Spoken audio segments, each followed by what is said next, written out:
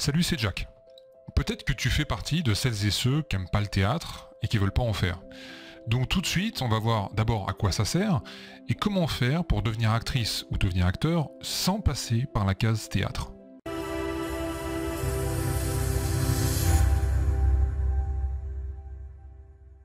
Avant ça, pense à faire le petit quiz que je t'ai préparé. C'est un petit test pour te dire si oui ou non tu peux devenir actrice ou acteur. Tu dois avoir le lien qui s'affiche maintenant en haut à droite de la vidéo. Et enfin, pense aussi à t'abonner à la chaîne pour que tu puisses recevoir les vidéos dès que je les mets en ligne. Et puis comme ça, tu es sûr de rater aucun des conseils que je te donne. Ah puis il y a aussi un Telegram, un groupe Telegram. Donc si tu veux nous rejoindre, tu as le lien juste en dessous dans la description de la vidéo. Alors comment on fait si on n'aime pas le théâtre? Est-ce qu'on est obligé de passer par la case théâtre pour devenir acteur? Alors déjà, si t'aimes pas le théâtre, j'imagine que c'est parce que t'as l'image d'un truc ringard, où il y a des gens qui se ridiculisent sur scène en faisant des trucs qui sont pas drôles. C'est vrai, quand on connaît pas bien le théâtre, on s'imagine que c'est que ça. Les acteurs qui crient, qui sont pas crédibles, qui essaient de faire des trucs drôles, mais... toi, quand tu regardes ça, tu te trouves ça juste pathétique, quoi, limite embarrassant, tu vois. Et si jamais il y a des gens qui rigolent, tu te dis non mais sérieux, tu trouves ça drôle? Et franchement, je te comprends. Moi, quand j'ai commencé le théâtre, j'avais ça en tête. Et j'ai vu beaucoup de gens jouer comme ça. Ils se sentaient obligés de crier, de courir dans tous les sens. Mais aujourd'hui, toujours quand je vois ça, je trouve toujours ça aussi nul. Ce qu'il faut comprendre, c'est que pour bien jouer au théâtre, ça demande beaucoup de travail. Beaucoup plus que pour jouer dans un truc de base qui passe à la télé.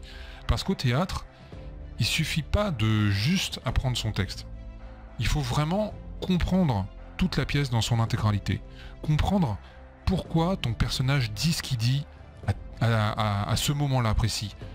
Comprendre pourquoi les personnages agissent comme ils le font. Tu vois ? Et c'est en te posant des questions pertinentes sur ton personnage que tu pourras commencer à améliorer ton jeu d'actrice ou d'acteur. Alors en principe, ce sont des questions qu'il faut aussi se poser quand on joue au cinéma ou à la télé. Mais bon, on voit bien qu'il y en a beaucoup qui vont pas au fond des choses. Mais alors, comment faire si on veut pas faire de théâtre du tout? Alors, en fait, si tu veux pas du tout faire de théâtre, et donc si tu veux pas du tout prendre de cours pour apprendre à jouer, là, bon, très honnêtement, ça va être très compliqué pour toi.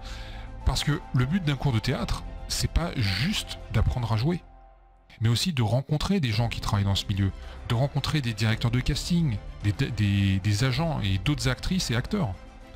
C'est un métier dans lequel il faut pas rester seul dans son coin. C'est un métier où tu dois rencontrer du monde. Si tu penses qu'en restant chez toi, il y a un agent ou un réalisateur qui va venir taper à ta porte pour te dire qu'il va faire de toi une star, là, il est grand temps de te réveiller. Parce que dans la vie, ça se passe pas comme ça. Si tu veux pas faire de théâtre, parce que le texte te paraît trop dur, ou alors peut-être pas assez naturel, dans certaines écoles, tu peux travailler des scènes de film. Donc, renseigne-toi et demande si tu peux passer des scènes de film. Tiens, dis-moi dans les commentaires, quelle est la scène d'un film que tu voudrais travailler si tu étais dans un cours, ou même si tu es déjà dans un cours? Mets sur pause et dis-moi ça dans les commentaires. Donc, ce que je te recommande, c'est 1. Ne pas rester tout seul dans ton coin. C'est bien de s'entraîner chez soi, mais ça fait pas tout. Il faut que tu rencontres du monde et que tu travailles devant des gens. Ça fait très peur au début, mais t'inquiète pas. Ces gens sont comme toi, eux aussi ils ont peur. Et tout le monde est là pour travailler, pas pour te jeter des tomates. Et deuxième conseil, demande dans un cours si tu peux travailler des scènes de film. Tu vois, si c'est la scène qui te fait peur, que tu préférerais jouer sur un plateau de cinéma avec un vrai décor, mais dis-toi que c'est pareil. Tout ce qui compte, c'est pas le décor, mais c'est la scène que tu vas jouer avec tes partenaires. Et d'ailleurs, au passage, jouer au cinéma, c'est pas plus simple, loin de là, parce que souvent tu dois respecter des marques au sol, tu dois pas faire de bruit avec des objets en même temps que tu parles, sinon ça fait des problèmes avec le son. Tu attends beaucoup sur un tournage, alors que au théâtre, tu es dans le personnage pendant toute la pièce. Et si tu penses que c'est plus simple au cinéma, vraiment, détrompe-toi. Je pensais à ça, je pensais ça aussi quand j'ai débuté. Mais en fait, c'est juste parce que j'étais pas encore prêt. Je pensais que je pouvais le faire, mais en fait, j'avais pas le niveau. Et enfin, si tu veux t'entraîner chez toi, j'ai déjà fait une vidéo sur ce sujet et je te conseille de la regarder et de faire les exercices que je te donne parce qu'il faut aussi s'entraîner chez soi en plus de tout ça. Tu peux très bien travailler des scènes de films chez toi. Donc n'oublie pas non plus que si tu veux pas du tout prendre de cours parce que tu penses que t'es bon, il y a de grandes chances que les directeurs de casting et les réalisateurs ne soient pas du même avis. Hein. Tu peux essayer, hein. Si jamais tu vois qu'un réalisateur cherche des personnes qui sont pas des actrices et des acteurs professionnels, vas-y. Et si j'ai un conseil à te donner, ne cherche surtout pas à jouer quoi que ce soit. Parle juste comme tu le ferais, toi, dans la vie. Ne force surtout pas et ça se passera bien.